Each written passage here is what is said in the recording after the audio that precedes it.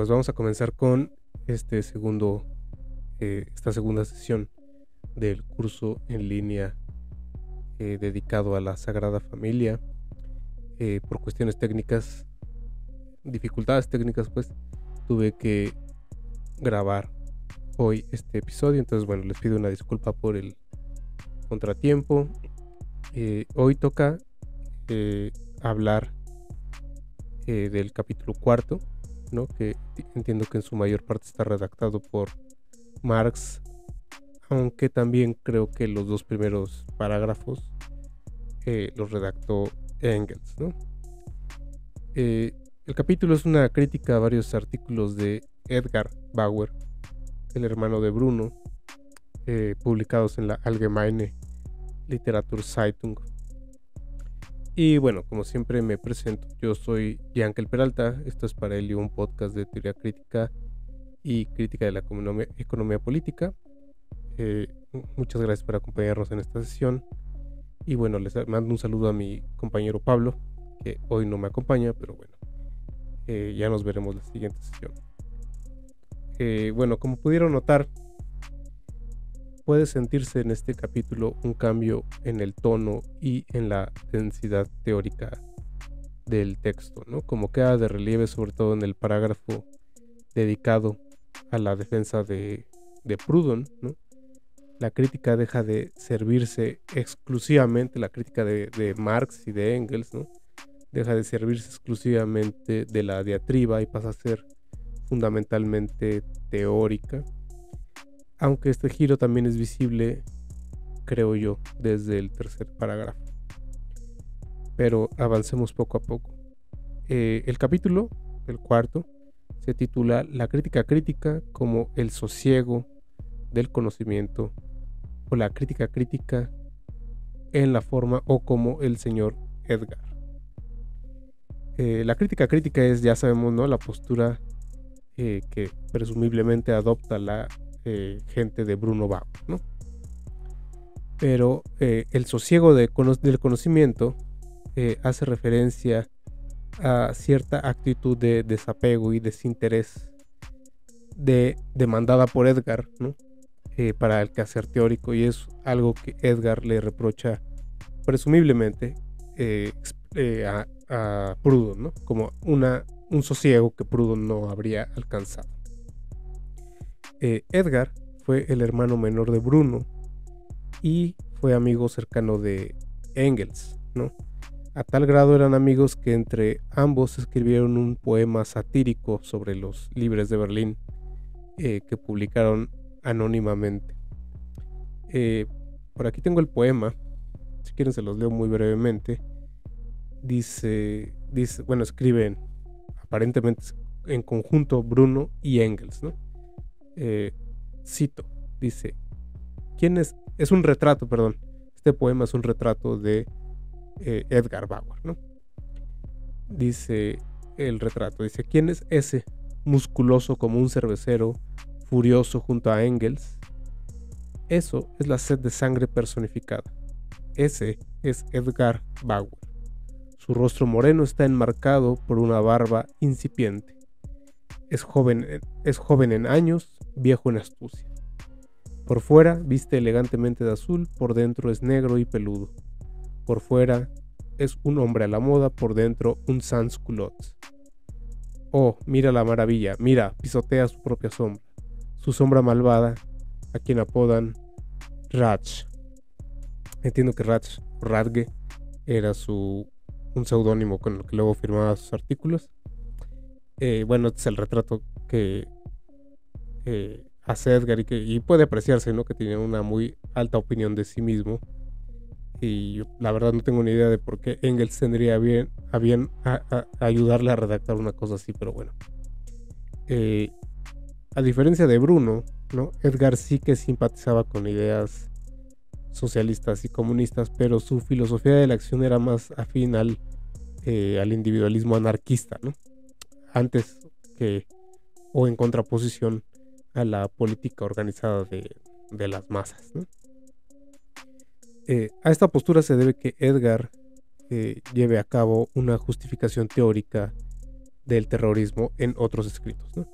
En el entendido que es en la acción violenta antiautoritaria donde podría apreciarse el efecto inmediato que la crítica radical, ¿no?, tiene sobre la realidad positiva, la realidad dada, ¿no? En todo caso, su pensamiento tardío virará, quizás de forma no muy sorprendente, hacia el conservadurismo, ¿no?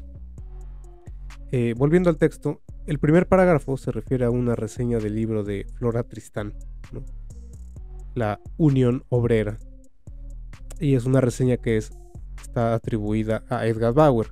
Digo atribuida porque en el número de la Allgemeine Literaturzeitung la reseña no está firmada, entonces aparentemente Engels atribuye el texto a Edgar.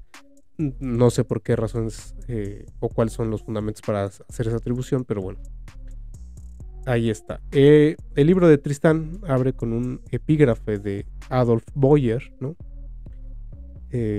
un obrero tipógrafo francés que escribió un libro a favor de la causa obrera antes de suicidarse, ¿no? El trabajo de Boyer se titulaba Sobre la condición de los trabajadores y su mejora mediante la organización del trabajo. El epígrafe es el mismo que Engels parafrasea a nombre de los socialistas franceses en el texto, ¿no?, en el capítulo 4. Dice el epígrafe que reproduce Flora Tristán, que luego reproduce Engels, ¿no? Dice el epígrafe: hoy el trabajador crea todo, hace todo, produce todo, y aún así no tiene derechos, ni posee nada, absolutamente nada. Hasta ahí Adolf Boyer. La reseña de Edgar es básicamente una mofa, ¿no? Un poco de bastante mal gusto a mi parecer, pero esa es mi opinión. Es una mofa de las ideas de Flora Tristán vertidas en su libro de la Unión Obrera. Sobre el epígrafe, Edgar, en su reseña, perdón, la gatita está pasando. Sobre el epígrafe, Edgar comenta: estas palabras son exageradas, son falsas. Para poder crear todo, se necesita una conciencia más clara y amplia que la de un trabajador. Hasta ahí el comentario de Edgar. En la primera parte de la reseña, Edgar cita la introducción del libro de Tristán, donde la autora cuenta o nos habla, pues, de las grandes dificultades y penurias por las que tuvo que pasar para publicar su libro, ¿no? Edgar cita especialmente pasajes en donde Tristán alude a su fe católica, pues con la evidente intención de mofarse de la religiosidad de Tristán, ¿no? En la segunda parte, Edgar resume, o más bien cita fragmentos de la sección propiamente programática del libro de Flora Tristán. De acuerdo con el resumen de Edgar, la Unión Obrera propuesta por Tristán estaría constituida o está constituida sobre 7 puntos, ¿no? 1. La creación de un capital común por vía de donaciones. 2. La construcción de un palacio obrero. 3. La elección de un representante con sueldo propio. 4. Un programa de educación cultural para las mujeres. 5. La redacción de una declaración de derechos. 6. La edificación de escuelas proletarias. Y 7. El establecimiento de relaciones diplomático-políticas con otros estamentos y poderes políticos, ¿no? Bueno, el núcleo de la crítica de Bauer es que esta propuesta de unión política es, a su juicio, ¿no?, una fórmula, ¿no?, en el sentido de que es una receta política para cualquier unión, para cualquier agrupación política, pues, ¿no? Y que en este sentido reproduce categorías sociales y políticas ya existentes. En cuanto a fórmula, simplemente reproduce aquello que debería superarse, ¿no? Es un poco la idea de Edgar. Esas ideas que reproduce es tener un capital, un representante, escuelas, mantener estamentos sociales, etcétera, ¿no? Entre tantas cosas, lo que la cosa que, o lo que más llama mi atención es que Edgar se mofa de la propuesta de Tristán de proveer a las mujeres con una educación cultural para que ayuden a elevar la vida intelectual de sus compañeros obreros, ¿no? Ya sea en su calidad de hijos, de hermanos, de papás, de esposos o de camaradas, ¿no? Parece como si Edgar quisiera entender que Tristán creyera que la educación femenina es la panacea, ¿no?, para el problema de la educación proletaria. Por ejemplo, les voy a leer un pasaje de Edgar. Dice Edgar: no se trata de permitir al trabajador participar en esas artes y ciencias elevadas, ni de introducirlo en el mundo, en la sociedad, sino de liberar y educar mejor a las mujeres. Si las mujeres de los trabajadores son educadas, ¿qué vida tan maravillosa será entonces? Lo dice en un tono evidentemente sarcástico, ¿no? Continúa Edgar. El hombre podrá conversar con su esposa sobre temas serios, ahorrará algo de su salario semanal, no para ir a la taberna, sino para excursiones al campo en verano o al teatro en invierno. Sus hijos educados alegrarán al esposo cuando regrese del trabajo por la noche. En resumen, la clase obrera será elevada de golpe, para que el trabajador tenga en adelante mujeres educadas y amadas, madres, hijas, amantes, para que las mujeres no lo maldigan ni lo abandonen cuando él se ocupe de asuntos serios, de política o de lectura. Los proletarios del mundo deben dar un gran ejemplo. Deben proclamar los derechos de la mujer como la revolución proclamó los derechos del hombre. Hasta ahí Edgar, ¿no? Entonces Engels, por su parte, observa que el hecho de que cada obrero produzca cosas parciales y que solo su cooperación constituya la producción propiamente dicha, no significa, como cree Edgar, que no produzca nada, ¿no? Más aún, así puestas las cosas, los obreros crean más de lo que jamás puede crear la crítica, ¿no? Recordemos que para Edgar se trata de un ejercicio puramente... La crítica se trata de un ejercicio puramente destructivo, ¿no? Negativo. Razón por la cual después, o más bien, defiende el terrorismo teórico, ¿no? Teórico y práctico. Bueno, en consecuencia, a juicio de Engels, la propuesta de Tristán es sumamente racional en el sentido de que promueve la unidad política de un cuerpo cuya fuerza agregada efectivamente es creadora de todo, ¿no? Sobre esto vamos a regresar en el apartado de Proudhon, ¿no? O sea, el capítulo abre con esto y va a cerrar con este mismo punto, ¿no? De la fuerza cooperativa o agregada de los trabajadores que cooperan entre sí, ¿no? O del obrero colectivo. En segundo lugar, Engels le voltea a Edgar su propia crítica acerca del formalismo categorial, diciendo que es en cambio la crítica la que se dedica a reproducir fórmulas y categorías hegelianas, y que se trata ya no del dogmatismo femenil de Tristán, sino del dogmatismo femenil de una viuda llamada filosofía hegeliana. Entonces ahí, bueno, hacen un intercambio un poco de chistes sexistas, ¿no? Pero bueno, por lo que atañe al tercer parágrafo, ¿no? El parágrafo del amor. Me estoy saltando el segundo parágrafo porque el mismo Engels es bastante insustancial, y el mismo Engels en una carta a Marx después va a decir que hubiera sido mejor quitarlo. Entonces, bueno, no vale mucho detenernos, o no es necesario detenernos pormenorizadamente en él, ¿no? Entonces voy a saltarme al tercer parágrafo, que es el parágrafo del amor, ¿no? Podríamos llamarlo así.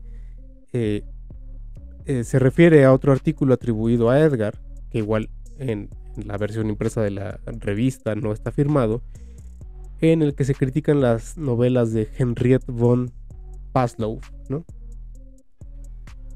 Por lo que entiendo, este parágrafo sí fue escrito por Marx. Por otro lado, Paslow fue una literata alemana berlinesa que escribió novelas históricas. Edgar se refiere a dos de ellas, creo que a tres, pero ya no me acuerdo, no, a dos con seguridad, ¿no? Una que se llama Goodby Castle y la otra que se llama San Roch o San Roque, ¿no? Yo no conozco esas novelas directamente, las conozco por la referencia de Edgar. Y Edgar, ¿no? Concediendo que el artículo que el artículo sea de él, critica de la autora, critica la visión estereotipada, conservadora y excesivamente romántica que ella tiene o tendría del amor, ¿no? Su crítica la hace desde un punto de vista que podríamos llamar hoy masculinista y sexista, ¿no? Edgar se burla, por ejemplo, de que Paslow escribe como buena ama de casa, ¿no? O que posee una originalidad infantil, ¿no? Aparentemente la crítica de Edgar está enmarcada en la crítica de la literatura alemana que está destinada al gran público, ¿no? O sea, a los bestsellers, ¿no? A la literatura romántica para la gran masa, y que sería una literatura que a juicio de Edgar no profundiza en ideas, sino que es complaciente con el gusto superficial de las masas, ¿no? Por ejemplo, dice en un pasaje, dice Edgar: no se diga que el gremio literario es el único culpable de esto, que es él quien sofoca el pensamiento. La mayor culpa la tiene la masa, que se cree demasiado lista para escuchar algo profundo y vivo. La masa que quiere ser halagada y que sería la primera en indignarse si una palabra rigurosa la sacara de su autocomplacencia. Hasta ahí Edgar. Esto es congruente, ¿no? con el elitismo que ya hemos visto en anteriores pasajes y con el recelo que el espíritu de los libres de Berlín tiene hacia las masas, ¿no? Ahora, otra de las cosas que Edgar subraya y que es en la que se detiene Marx es el hecho de que tal visión estereotipada del amor concibe a la amada o al amado, ¿no? Como mero objeto de la pasión del otro o de la otra, ¿no? Mientras que el amor es representado como una pasión espontánea, ¿no? Como una fuerza que simplemente nos posee sin mayor explicación, ¿no? Como diríamos hoy, ¿no? Edgar hace una crítica, pues, del amor romántico. Por ejemplo, en un pasaje que está algo largo, pero que vale la pena detenernos en él, dice Edgar, hablando de Henriette Paslow, dice Edgar, dice: la autora no ha abandonado los cauces de las novelas, comedias y tragedias convencionales. El amor y sus conflictos, que se resuelven ya sea mediante el matrimonio o la muerte, constituyen también el eje de sus obras. Demostraremos que una niñería como el llamado amor, una pasión que por cierto se ha vuelto bastante mítica en nuestros días, solo puede ser materia de personas infantiles e incompletas. Hablemos de los conflictos en los que sumerge a sus devotos personajes. El amor es el Moloch al que la estética moderna sacrifica todo. Moloch, ya saben que es una deidad fenicia, ¿no? Es una diosa cruel, dice Edgar, como toda divinidad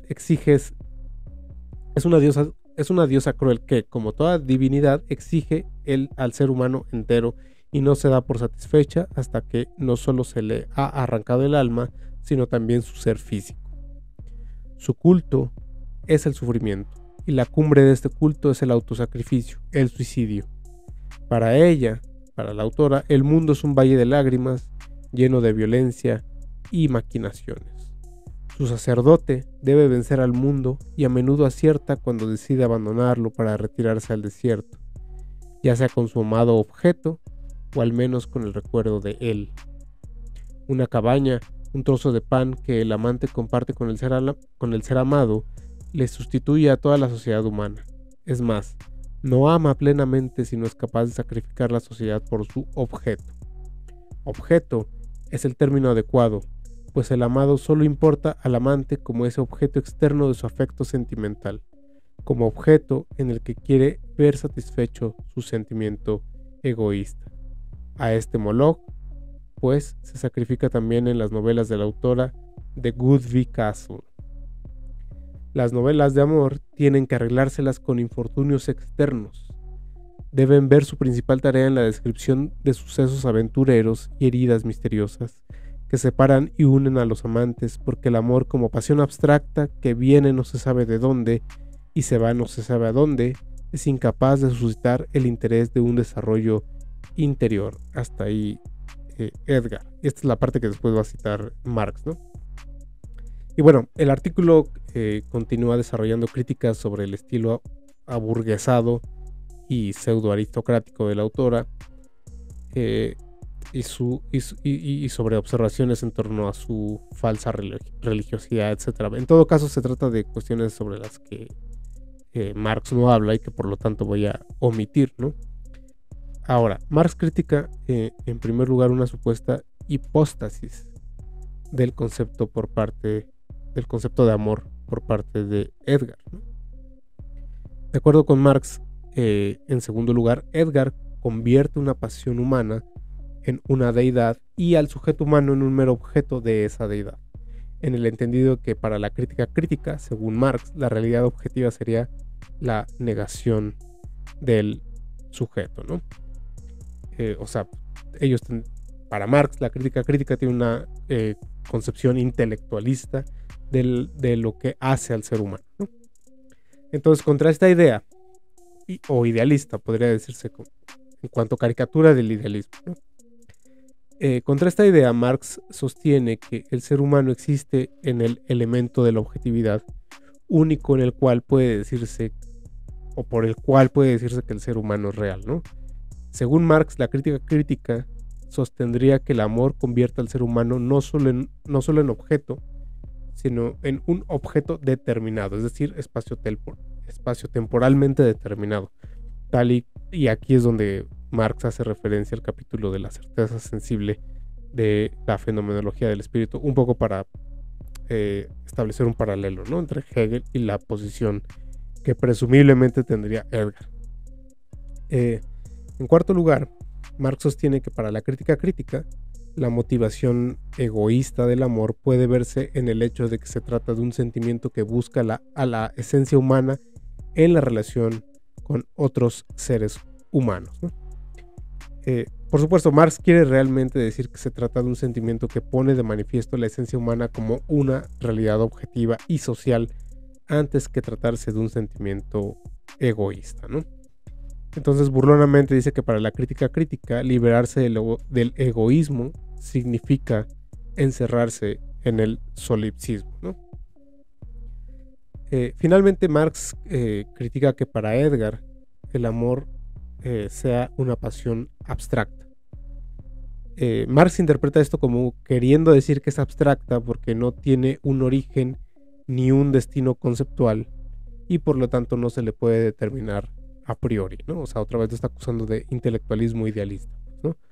De modo que el amor, como toda realidad sensible, sería descartada o minusvalorada como fuente de conocimiento. Ahora, el único problema es que Edgar, si recordamos el pasaje que les acabo de leer, y en general todo el artículo, Edgar no dice nada cercano a las acusaciones de Marx, ¿no?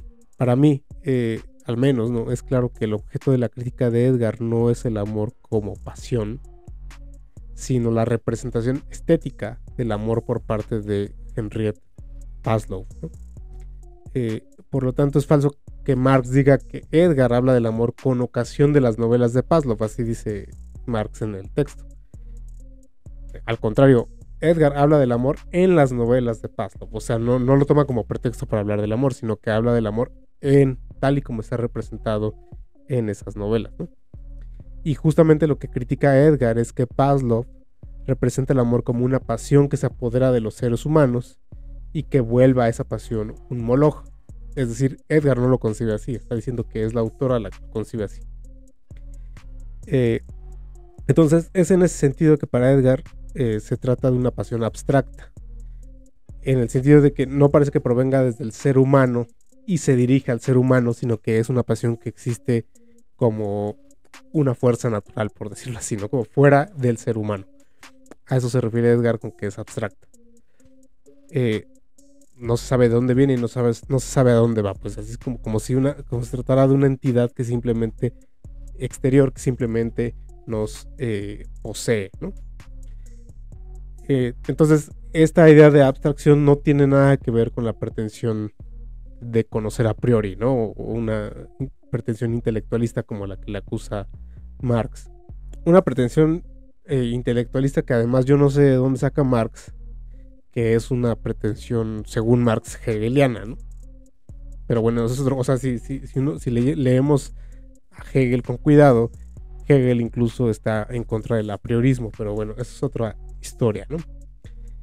Por otro lado, el problema de que el amor convierta al ser humano en objeto no tiene el sentido de que lo convierta en un ser exterior, ¿no? En una realidad material, ¿no?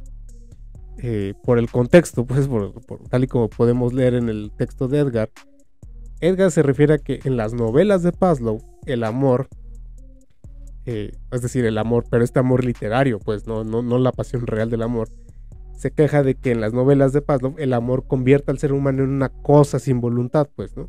Que solo es recipiente de los deseos del otro. Podríamos decir de la cosificación, que el amado o la amada puede ser objeto de la pasión del otro y que en esa medida puede ser cosificada o cosificado, ¿no? Como un mero objeto de satisfacción personal del amante. Y en esa medida es que ese amante o esa amante sería egoísta, ¿no? Entonces, como se ve, no tiene nada que ver con el elemento de la, o sea, esta objetividad, esta conversión en objeto, no tiene nada que ver con el elemento de la exterioridad distintivo de la realidad tal y como Marx quiere presentar las cosas, ¿no? Por un lado, ¿no? Parece como si la crítica de Marx estuviese prejuzgada, es decir, como si arrastrara un sesgo de confirmación que la compela a encontrar motivos hegelianos ahí donde Hegel ni siquiera es mencionado. En todo el artículo de Edgar, Hegel no aparece en una sola línea, pues, ¿no? Ni siquiera en la terminología. Entonces, un poco Marx, a mi juicio, está forzando la argumentación de Edgar para adaptarse al prejuicio que Marx tiene de lo que es la filosofía hegeliana, ¿no? Porque no, nada de eso, nada de lo que lo acusa Marx está en el texto, pues, ¿no? Bueno, y esto por no decir nada de que la concepción misma que tiene la filosofía hegeliana como sistema de conocimiento a priorístico, como ya dije, pues no se encuentra en Hegel, ¿no? Pero insisto, eso es otra historia a la que después podemos dedicar una sesión especial. Finalmente, ¿no? La crítica de Marx pasa por alto que el contexto obvio, ¿no? De que Edgar habla de la representación estética del amor como amor romántico en las novelas de Pavlov, pero no habla del amor como pasión humana real, pues. O sea, Edgar no está hablando de, no está enfocando el tema del amor tal y como Marx se lo está atribuyendo, ¿no? Si solo leyéramos el capítulo de Marx, nos quedaríamos con la idea de que Edgar está hablando del tema del amor en general con ocasión de las novelas de Pavlov, pero no. Edgar está hablando de la representación estética del amor en las novelas de Pavlov, ¿no? Entonces todos los defectos que Edgar encuentra en el amor, más bien que Marx cree que Edgar encuentra en el amor, son defectos que Edgar encuentra en la representación literaria del amor de la autora Henriette Pavlov, ¿no? Entonces, bueno, si confiamos, ¿no? en las capacidades de comprensión lectora de Marx, habría que confesar que se trata aquí, pues, de una lectura de mala fe, pues, ¿no? O eso, o Marx simplemente no entendió el texto, ¿no? Pero yo creo que es una lectura de mala fe, es una caricatura deliberada, ¿no? Y tergiversada, aunque yo sí creo, por otro lado, pero esto es una hipótesis mía, no sé, que Marx sí cree que todos estos autores son hegelianos de hueso colorado y que se adaptan al prejuicio que él tiene de lo que es la filosofía hegeliana, ¿no? Porque, insisto, Hegel ni siquiera es mencionado, ya lo vimos con el texto de Reichardt tampoco menciona a Hegel, y Engels le atribuye que argumenta en función de la lógica hegeliana, ¿no? Entonces, bueno, yo creería además, ¿no? que habría en el texto de Edgar otras cosas que criticar que no tienen nada que ver con lo que dice Marx y que tienen que ver con los argumentos sexistas, pues, ¿no? de Edgar, o con el desprecio a la cultura popular o a la inteligencia de la masa, ¿no? Es decir, a este elitismo como intelectual, que sí, eso sí es muy evidente en los textos que hemos leído, pero bueno, lo que quiero decir también, o lo que quisiera enfatizar también con esto, es que este tipo de aproximaciones de Marx, o este tipo de críticas de Marx, contrastan mucho con las críticas que del Marx maduro, ¿no? Que las que encontramos, por ejemplo, ahora que hemos estado revisando, o que revisamos, o que tuvimos oportunidad de revisar las teorías de la plusvalía. Las críticas que hace Marx ahí son muy rigurosas, ¿no? En el sentido que son muy apegadas a la argumentación y a la densidad conceptual de cada concepto. Y al cuerpo conceptual, al cuerpo literario, pues, del autor, por ejemplo, en el caso de Adam Smith y de todos sus intérpretes vulgares y científicos y de sus alumnos, ¿no? De Ricardo, de Ganil, etc. En cambio aquí, en muchas de sus observaciones por lo que toca, por ejemplo, a este texto de Edgar, ni siquiera son mencionadas por Edgar mismo. Entonces yo creería, a juzgar por lo menos por estas cosas que hemos revisado, que sí hay un cambio en el rigor con el que Marx lleva a cabo sus críticas, ¿no? Bueno, insisto, explico esto para que tomen con pinzas, ¿no? Lo que Marx dice, por lo menos en este libro, ¿no? Lo que dice de terceras personas, ¿no? Pero bueno, para no seguir haciendo corajes, voy a concentrarme en el parágrafo de Proudhon, solamente, ¿no? En lo que tiene que ver con el aspecto positivo de su argumento, ya no tanto con la crítica de Edgar. Que por cierto, el artículo que sirve de base, ¿no? El artículo que encontramos en la Allgemeine Literaturzeitung, ¿no? Se llama así, Proudhon, ¿no? Y tampoco tiene autor. La autoría también ha sido atribuida por Marx a Edgar, ¿no?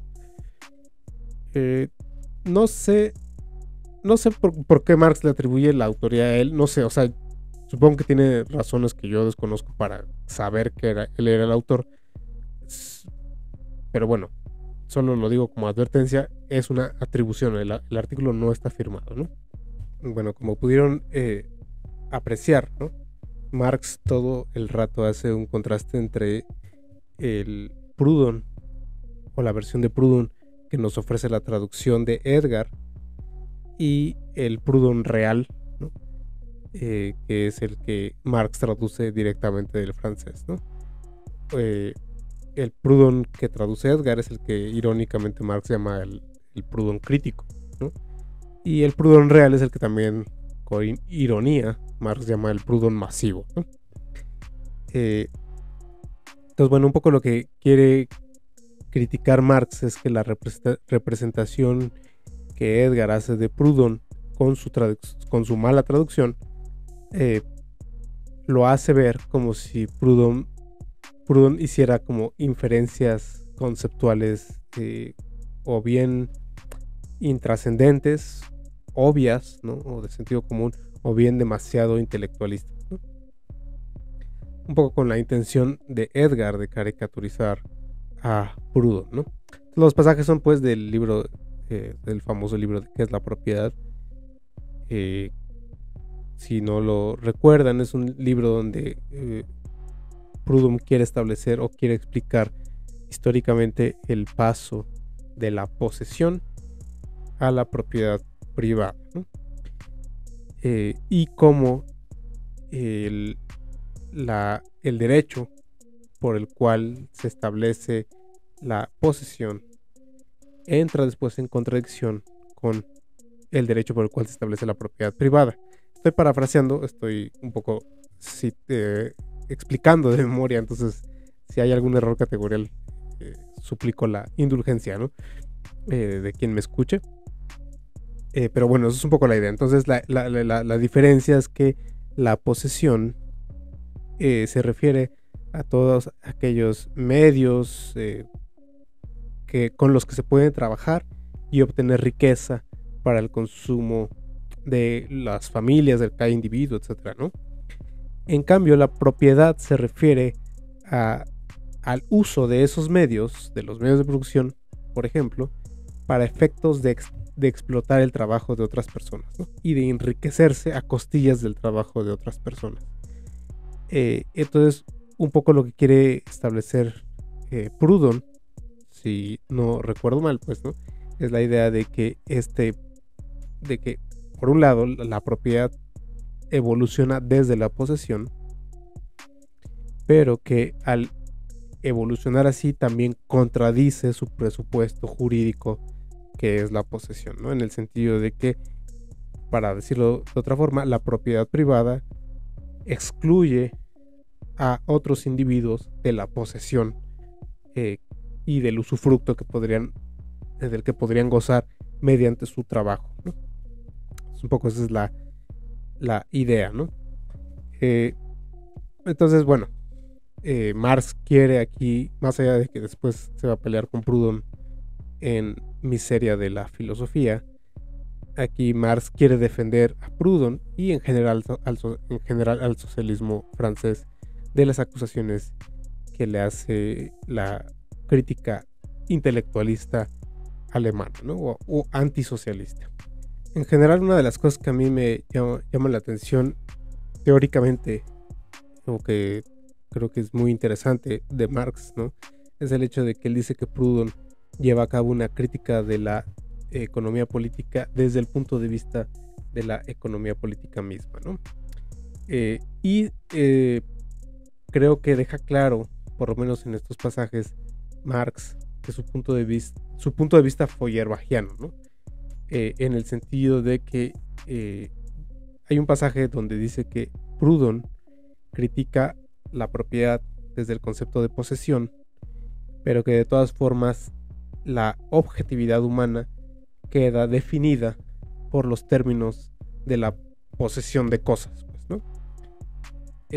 Y que no queda todavía expresada, o que la crítica toda de la economía política no se desarrolla todavía desde las relaciones humanas, que serían propiamente la esencia de la realidad humana, ¿no? Entonces ahí ya está contrastando un poco el punto de vista feuerbachiano, desde el cual podría desarrollarse una crítica a la economía política desde un punto de vista, diríamos, más amplio y fundado en la esencia del ser humano, ¿no?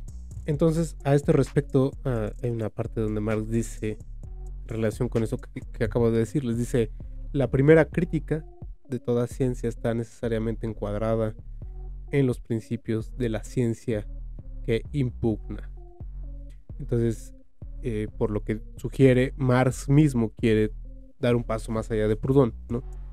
Y ya no estar enmarcado, ya no llevar a cabo la crítica de la economía política desde los márgenes mismos de la economía política, sino salirse hacia el fundamento de la realidad humana, que sería esta esencia del ser genérico, sobre un concepto sobre el que después volveremos, pero que, bueno, que tiene claras herencias feuerbachianas, ¿no? Otro punto importante es esta idea que Marx hace muy explícita de que el movimiento de la propiedad, ¿no?, ya presuponiendo ya esta evolución de la posesión hacia la propiedad, genera, ¿no?, la relación de clases, ¿no?, o la relación entre la miseria y la riqueza, o entre el proletariado y la clase capitalista, ¿no? Y lo que es muy llamativo, o más bien muy muy interesante, es esta idea de que se trata de una antítesis, ¿no?, o de una relación, vamos a dejarlo en términos no tan cargados conceptualmente. Se trata de una relación de oposición, ¿no?, entre dos términos que se condicionan entre sí, ¿no? Entonces, y que de alguna forma se presupone. Sin embargo, ¿no?, esta presuposición no es idéntica, en el sentido de que el capital, o la riqueza, como dice aquí, o la propiedad, presupone el trabajo explotado, al proletariado, a la pobreza, etc.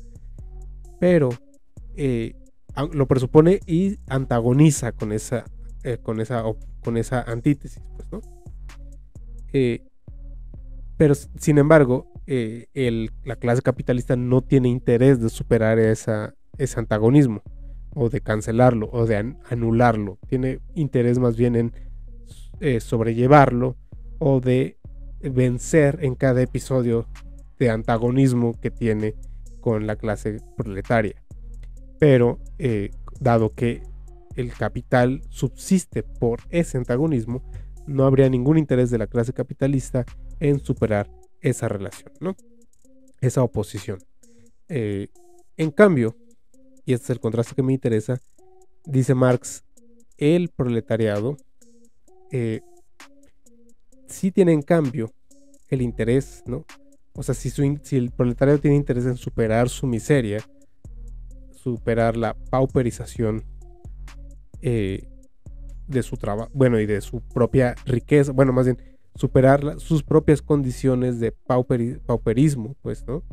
Entonces también debe de tender a la superación de su propia determinación como proletario, es decir, el antagonismo, la relación que cada uno de los elementos de la oposición tiene con la relación total es distinta, mientras que la clase capitalista tiene interés en mantener todo el movimiento, la clase proletaria tiene interés en disolverlo, pero al disolverlo también tiene que suprimir su propia identidad como clase proletaria, ¿no? Entonces es una cosa muy, muy, muy importante. Entre otras cosas, porque algo de lo que luego se le acusa a Marx es de que él tiene una concepción funcionalista, ¿no?, del proletariado, y que entonces las luchas, más bien la identidad del proletariado, la identidad política del proletariado tal y como él la presenta, está de todo punto definida en términos de su funcionalidad dentro del capital, ¿no? Aquí muy claramente él dice que no, o sea, el proletariado, para superar la relación de capital, tiene que eliminarse también a sí mismo en cuanto proletario. Ahora, lo que yo veo que es muy distinto de lo que plantea en el Capital, aunque bueno, me puedo equivocar y más adelante puede ser que lo precise, ¿no? Porque yo leí este libro hace mucho, entonces no me acuerdo exactamente.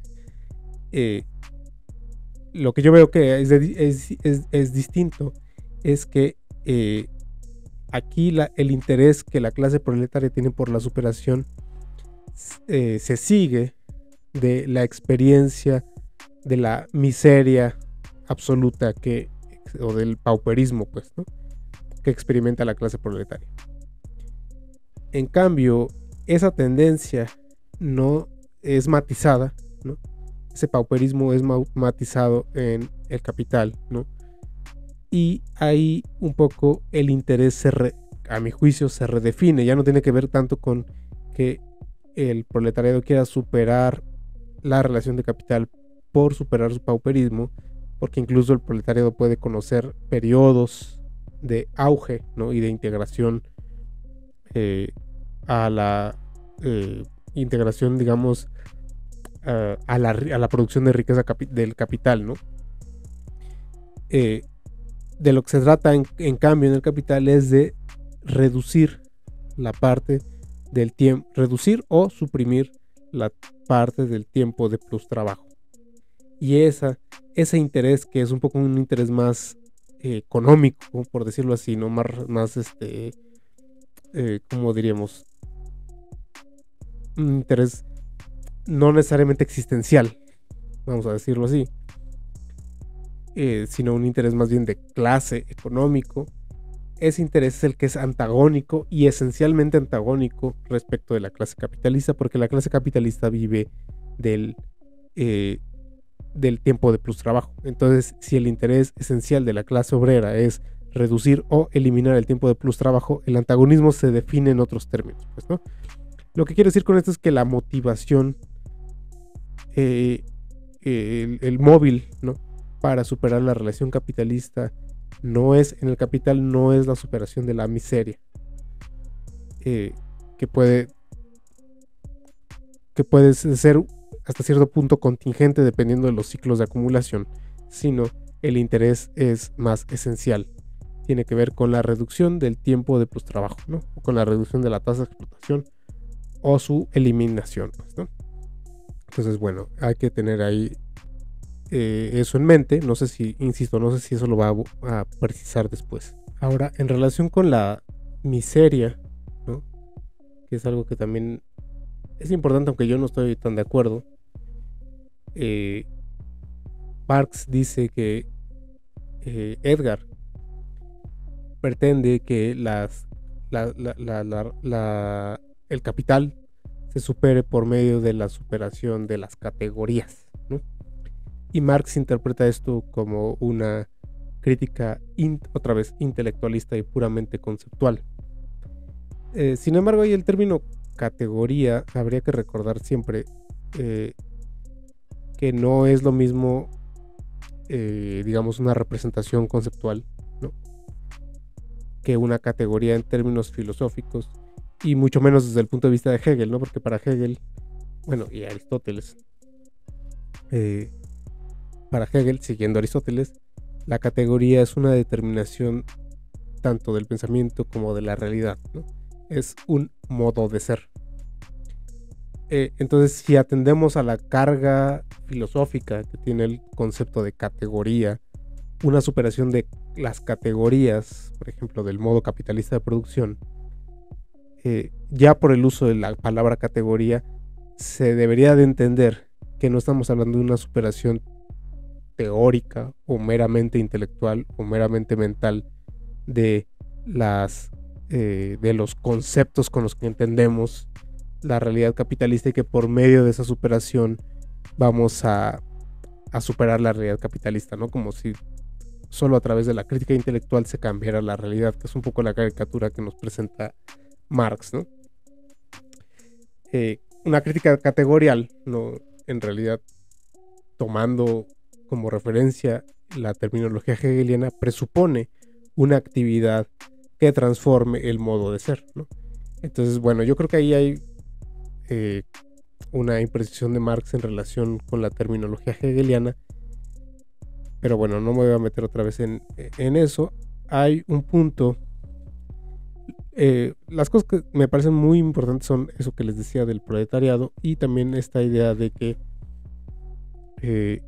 la crítica de la economía política que propone Marx tiene que salir, o sale, o pretende salir del registro, ¿no?, de la economía política, al contrario o por contraste de la crítica que lleva a cabo Proudhon, ¿no? Hay una cita aquí en la página 52 de la traducción de Manuel Sacristán.